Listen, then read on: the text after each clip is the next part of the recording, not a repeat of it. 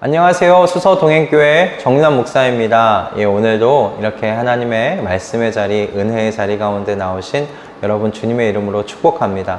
주님께서 우리에게 또 오늘의 하루를 또 붙잡고 살아갈 말씀의 은혜를 준비해 놓고 계신 줄로 믿습니다. 우리 함께 기도함으로 하나님께서 준비해 놓으신 우리에게 주시는 그 말씀의 자리 가운데 함께 나아가도록 하겠습니다. 기도하겠습니다. 하나님, 오늘도 주님의 말씀 앞에 섰습니다. 그 말씀으로 저희를 주님의 모습으로 저희를 빚어가 주시옵소서. 하나님의 성령께서 우리를 말씀에 대한 충만함, 말씀에 대한 그 깨달음의 자리로 우리를 이끄실 것을 믿습니다. 주님의 그 진리 되신 말씀이 우리의 마음판에 깊이 새겨지는, 그래서 그 진리의 말씀을 따라 또 살아 나아가는 그 말씀이 우리의 삶의 기준이 되는 귀하고 복된 시간 되어지도록 인도하여 주시옵소서. 감사드리오며 우리 주 예수 그리스도의 이름으로 기도드립니다. 아멘. 오늘 우리에게 주시는 하나님의 말씀은요, 출애굽기 28장 31절에서 38절까지의 말씀입니다. 출애굽기 28장 31절에서 38절의 말씀입니다. 제가 봉독하도록 하겠습니다. 에봇에 딸린 겉옷을 만들되 청색으로 만들어라. 그 겉옷 한가운데 머리를 넣을 구멍을 내고 그 구멍의 둘레를 갑옷의 기처럼 단단히 홀쳐서 찢어지지 않도록 하여라. 그리고 겉옷자락 둘레에는 청색실과 자주색실과 홍색실로 석류 모양의 술을 만들어 달고 석류술 사이사이에 금방울을 만들어 달아라. 겉옷자락을 돌아가며 금방울 하나, 석류 하나, 또 금방울 하나, 석류 하나를 달아라. 그리하여 아론이 제사를 드릴 때에 이것을 입게 하여라. 주의 앞 성소를 드나들 때에 방울소리가 나면 그가 죽지 않을 것이다. 너는 순금으로 패를 만들어서 그 위에 인장 반지를 새기듯이 주님의 성직자라고 새겨라. 이것을 청색실로 끈에 매어서 제사장이 쓰는 관에 달되 그것이 관 앞쪽으로 오게 하여라. 이것을 아론의 이마에 달게 하여 이스라엘 자손이 거룩한 예물을 드릴 때에 그 거룩한 봉헌물을 잘못 드려서 지은 죄를 그가 담당하도록 하여라. 그는 그것을 늘 이마에 달고 있어야 한다. 그러면 그가 바치는 예물을 나 주가 기꺼이 받아줄 것이다. 아멘. 오늘 이 본문은 대제사장이 입는 이 예복 중에 에봇을 입기 전에 입는 그 청색의 겉옷을 어떻게 만드는지에 대한 말씀이 기록되어 있지요. 그리고 이 또 대제사장이 하나님 앞에 나아갈 때 쓰는 관, 근데 그 관에 어떤 말씀이 기록되어져 있는가? 여호와께 성결이라고 각인된 금패를 붙인 그 관을 어떻게 만들어야 하는지에 대하여, 그리고 그것이 어떤 의미를 가지고 있는지에 대하여 하나님께서 지금 말씀하고 계신 본문의 내용입니다. 하나님께서 저는 이 겉옷과 그리고 이 붙인 패를 통해서 이스라엘 백성 자체가 너희는 거룩한 백성이다. 그러니 끊임없이 그 거룩한 삶을 위해 애써야 한다라고 하나님께서 그 말씀하고 계시는 눈에 보이는 시청각 자료라고 생각하게 되었습니다. 왜냐하면 여러분, 이 겉옷은요, 그 청색으로 만들어졌잖아요. 근데 이 청색을 테게렛이라고 불렀다고 합니다. 근데 이 테게렛이 가지고 있는 의미가 그냥 청색을 의미하는 것이 아니고요, 하늘과 바다의 색을 의미하는 그 의미가 테게렛이라는 이 단어, 이 말 안에 담겨 있는 의미라고 해요. 이 테게렛의 출처가 어디냐면요, 출애굽기 24장 10절의 말씀입니다. 출애굽기 24장 10절을 보면 하나님께서 이스라엘 백성들을 대표하여 70명의 장로들을 불러내시죠. 그리고 그들과 함께 언약을 맺는 장면이 나옵니다. 근데 그때 하나님의 발 아래를 표현할 때 어떻게 표현했는가? 하나님의 발 아래에는 청옥을 편듯하다라고 기록되어 있습니다. 여기서 이야기하는 이 청옥이 테게렛인 거예요. 근데 이 청옥의 색이 하늘과 바다의 색 정도, 바다의 색이라고 그렇게 표현을 하고, 지금 그 청옥의 색을 이 에봇을 입기 전에 입는 겉옷의 그 색으로 만든 것입니다. 때문에 대제사장이 입는 겉옷의 이 테게렛의 이 옷은 하나님의 거룩한 보좌를 상징하는 것이었어요. 그렇게 하나님의 거룩한 보좌를 상징하는 옷을 입고 나오기 때문에 저는 이 겉옷의 맨 밑에 있는 술에 금방울을 달게 하신 것이 아닌가 생각했습니다.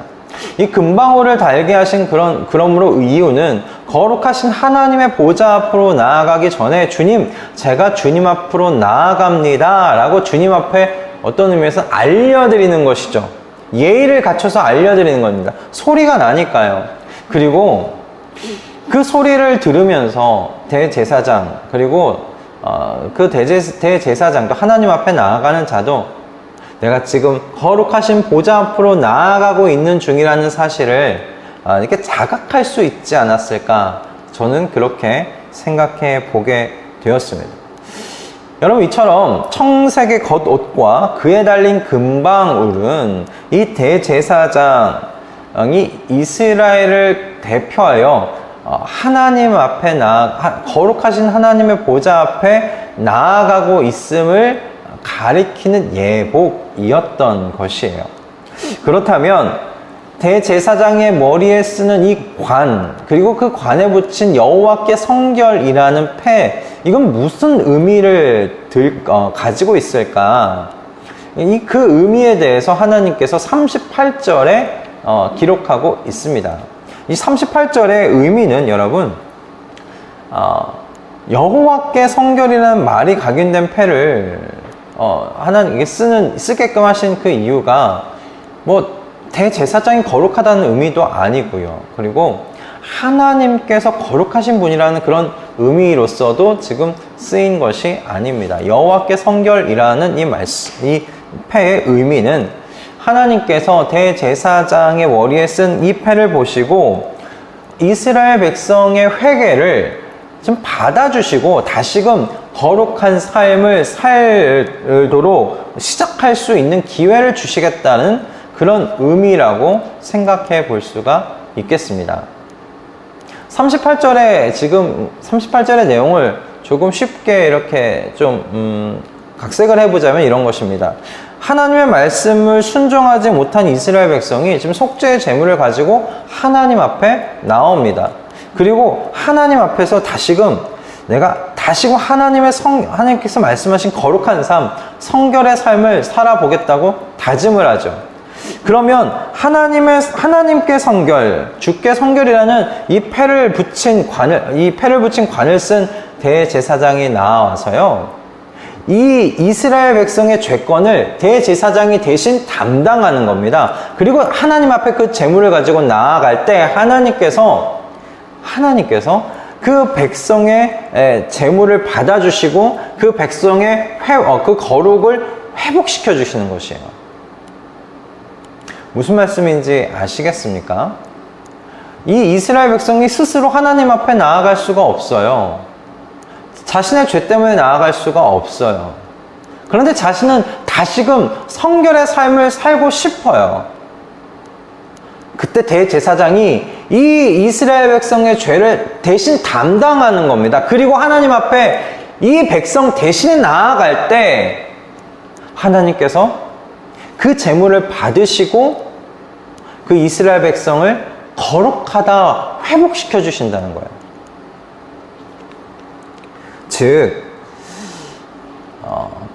하나님께서 이 여호와께 성결이란 패를 쓰고 나오는 대제사장을 보시고 그에게 그 백성의 죄권을 담당케 하심으로 이 이스라엘 백성으로 하여금 다시 거룩의 삶을 살 수 있는 새로운 기회를 주시는 것입니다. 저는 이 청색의 그래서 겉옷과 이 여호와께 성결이라는 패를 붙인 이 관이 가지는 의미가 하나님께서 이렇게 이스라엘 백성들에게 가르치는 것이라고 생각했어요. 너희는 거룩한 백성이다. 너희는 이미 거룩한 백성이다. 그러니 거룩한 삶을 위해 애써라. 지금 이것이 이 말씀 속에 하나님께서 가르치시는 것이라고 저는 생각했습니다. 청색의 옷을 대제사장이 입었지만 그건 그 이스라엘 백성을 대표하는 것이잖아요. 그러니 이스라엘 백성 자체가 하나님 앞에 거룩하신 보좌 앞에 나아가는 백성들이라는 의미입니다. 그러니 이스라엘 백성 자체가 거룩한 자들인 것이죠. 거룩한 백성들인 것이죠. 그런데 하나님께서 은혜를 주신 것이 있어요. 이 과정 속에서 은혜를 주신 것이 있어요. 하나님의 백성들, 저와 여러분을 생각해 보십시오. 연약하지 않습니까? 언제든지 다시 죄를 지을 수 있는 연약함을 가지고 있는 사람들입니다. 이런 우리의 연약함을 하나님께서 아시고서요, 대제사장을 통해 은혜를 베풀어 주시는 거예요. 하나님의 말씀대로 살지 못했지만 다시금 성결의 삶을 다시 시작해 보겠다고 결심하며 속죄의 제물을 가지고 대제사장 앞으로 나아가면 언제든지 하나님께서 이 대제사장에게 그 이스라엘 백성의 죄를 담당케 하시고 그 이스라엘 백성들을 죄 없다, 너희는 거룩하다 말씀하심으로, 그렇게 말씀해 주심으로 거룩의 삶을 다시금 시작할 수 있도록 해 주시는 것이죠. 성결의 삶을 다시금 살겠다 결심한 하나님의 백성을, 그래 너는 성결하다, 너는 거룩하다, 이렇게 말씀해 주시며 다시 서로 거룩의 삶을 살아갈 수 있는 은혜를 베풀어 주시는 것입니다. 저는 이것이 은혜라는 생각이 들었어요. 38절에 그러면 그가 바치는 그 제물을 나 주가 기꺼이 받아줄 것이다 라고 말씀하세요. 그런데 하나님께서 여기에 내가 몇 번만 받아줄 거야 라고 횟수를 기록하지 않으세요. 횟수를 말씀하지 않으세요. 내가 5번, 그 5번 내가 기회를 줄 거야. 5번만 용서해 줄 거야.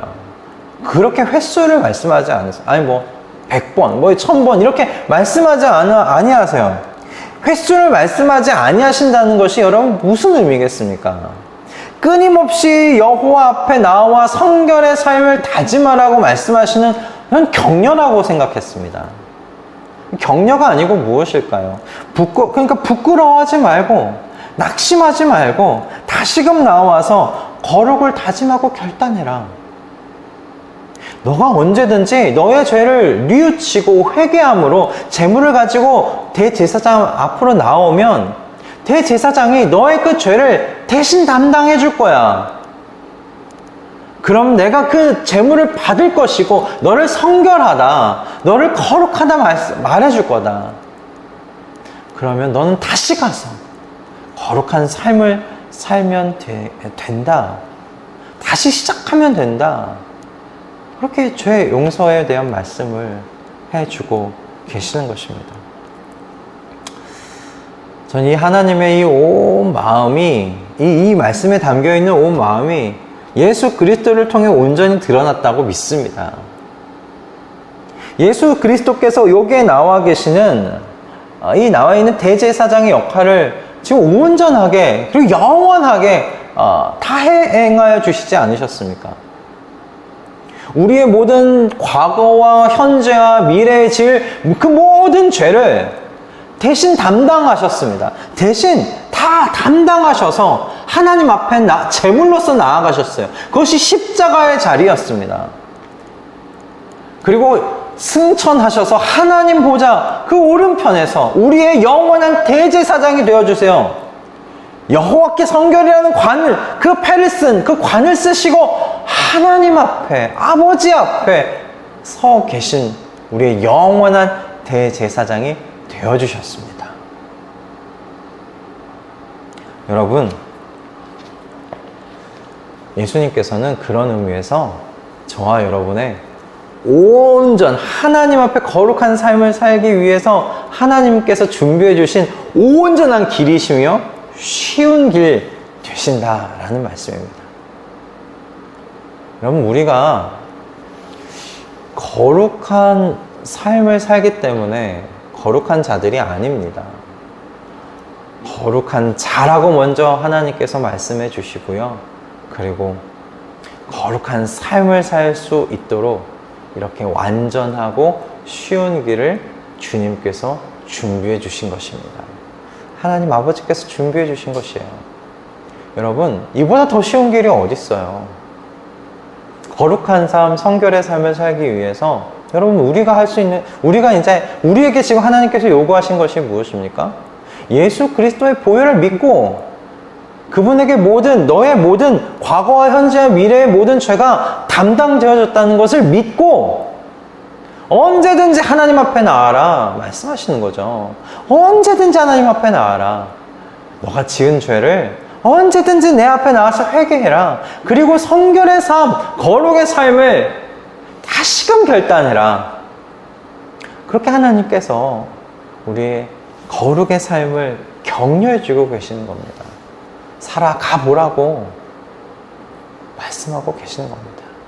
여러분, 그러니 내가 주님 앞에서 그 말씀대로 못 살았다는 그 사실에 대하여, 매번 같은 것에 넘어진다는 그 사실에 대하여 부끄러워하지 마시고, 그것에 낙심하지 마시고, 하나님께서 이미 알고 계셨다는 사실, 여러분이 그 정도로, 그리고 제가 그 정도로 연약하다는 사실을 하나님께서 이미 다 아시고, 그렇기 때문에 예수 그리스도를 보내어 주셨다는 사실을 여러분 기억하실 수 있기 바랍니다. 예수 그리스도 안에서 여러분, 거룩을 향한 온전한 길이요 쉬운 길이 준비되어져 있습니다. 좁아 보이지만 그 길로 가면 그 길이 제일 쉬운 길입니다. 거룩을 향한, 성결의 그 삶을 향한 가장 완벽한 길입니다. 주님, 하나님 아버지께서 준비해 주신 여러분 예수 그리스도, 그분이 만드신 그 길을 여러분 걸어 나아가실 수 있기를 주님의 이름으로 축복합니다. 그 완전한 길, 그 쉬운 길을 우리 함께 그냥 뚜벅뚜벅 걸어 나아가십시다. 그러면서 더욱더 거룩해져 가십시다. 성결해져 가십시다. 이미 우리는 여러분 청색 겉옷을 입고 나아가는 사람들이에요. 하나님의 거룩하신 보좌, 그 은혜의 보좌 앞으로 나아가는 거룩한 사람들입니다. 그러니 여러분의 자신이 어떤 사람들인지를 분명하게 믿으시고, 오늘 여기 지금 이곳에서 하나님께서 요구하시는 거룩한 삶을 끊임없이 부단히 도전하고, 다시금 또 쓰러지면 다시 일어나서 또 도전하고, 그러면서 거룩해져 나아가는 거룩의 삶을 우리의 삶의 모습으로 세워 나아가는 우리 모든 말씀동의 식구들 다 되실 수 있기를 주님의 이름으로 축복합니다. 기도하겠습니다. 하나님, 오늘도 이 귀한 말씀을 우리에게 허락해 주셔서 감사합니다. 주님, 하나님께서 거룩하니 너희도 거룩하라고 말씀하셨을 뿐만 아니라 너희 자체가 이미 거룩한 자들이니 거룩한 삶을 살아야 하지 않겠느냐 하시는 주님의 음성이 오늘 이 말씀 속에서 절절하게 메아리쳐 울립니다. 주님, 주님의 이 마음에 우리가 바르게 공명할 수 있도록 은혜 허락하여 주시옵소서. 주님께서 우리의 연약함을 아시고 만들어 놓으신 완벽하고 가장 쉬운 길 되시는 예수 그리스도, 그분을 따라 주님, 저희가 더욱더 성결한 삶, 거룩한 삶을 살아가 내겠습니다. 쓰러질 때 다시금 예수 그리스도의 보혈의 공로를 믿고 우리의 과거와 현재와 미래의 모든 죄를 다 담당해 주셨음을 믿고 다시금 회개함으로 거룩을 향해 걸어 나아가는 우리 모든 말씀 동행 식구들 다 될 수 있도록 주님 축복하여 주시옵소서. 주님께서 그와 같이 우리를 성령의 충만함 가운데 그 거룩의 삶을 향해 뚜벅뚜벅 걸어가게 하실 것을 믿사오며 우리 주 예수 그리스도의 이름으로 기도드렸습니다. 아멘. 할렐루야. 오늘 또 주님께서 주신 이 말씀이 거룩의 삶을 살기로 또 결단하는데 귀히 사용되었으면 합니다. 하나님께서 너는 이미 거룩해. 그러니 거룩하게 가야지 라고 말씀해 오십니다. 그리고 내가 너 연약한 것도 알아. 그래서 완전하고 가장 쉬운 길을 준비했다. 그것이 예수 그리스도다. 좁아 보이는 길이지만 좁아 보이는 그 문만 통과해라. 그 길이 완전한 길이고 가장 쉬운 길이라는 것을 알게 될 거다. 오늘 이 말씀이 제게는 그렇게 주님께서 주시는 메시지로 들렸습니다. 여러분들에게 어떻게 다가가는지 모르겠습니다. 여러분들에게도 그런 하나님의 음성으로 이 은혜가 함께 나누어졌으면 하고요. 여러분 오늘 하루도 거룩의 삶, 성결의 삶을 사는데 승리하실 수 있기를 주님의 이름으로 축복합니다. 여러분 우리는 이제 이틀 있다가 이제 얼굴을 마주하고 함께 예배 드릴 터인데요. 그곳에 또 임재하실 하나님, 그곳에서 우리에게 주실 그 말씀을 여러분 기대하심으로 우리 함께 예배의 자리에서 만나도록 하겠습니다. 여러분 오늘 하루 승리하시고요. 우리는 또 출애굽기의 말씀으로 월요일 날 아침에 만나도록 하겠습니다. 여러분 행복하시고 주말 주님의 임재 안에서 주님의 그 쉼을, 안식을 누리실 수 있기를 축복합니다. 월요일 아침에 뵙겠습니다.